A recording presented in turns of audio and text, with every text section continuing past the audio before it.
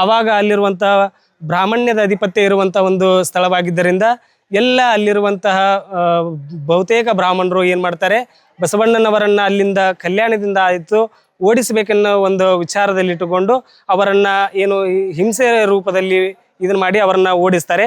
ಅವಾಗ ಕೂಡಲ ಸಂಗಮಕ್ಕೆ ಬಂದಂತಹ ಬಸವಣ್ಣವರು ಬಹಳ ನೋವಿನಿಂದ ಈ ಕೂಡಲ ಸಂಗಮಕ್ಕೆ ಬಂದು ತಮ್ಮ ಕೊನೆಯ ದಿನಗಳನ್ನು ಇಲ್ಲಿ ಕಳೀತಿರ್ತಾರೆ.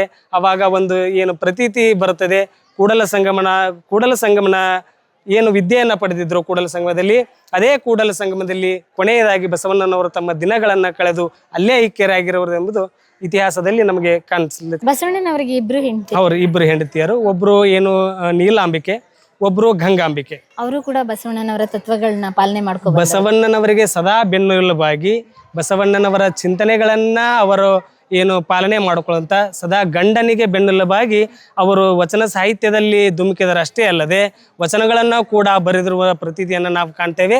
ಅದೇ ರೀತಿಯಾಗಿ ಬಸವಣ್ಣನವರಿಗೆ ಏನು ಮಕ್ಕಳು ಇದ್ರು.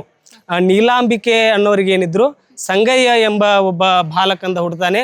ಅವನು ಏನು ಚಿಕ್ಕ ವಯಸ್ಸಿನಲ್ಲಿ ಅವನು ತೀರು ಹೋಗಿರುವಂಥ ಒಂದು ಪ್ರಸಂಗವನ್ನು ನಾವು ಕಾಣ್ತೇವೆ.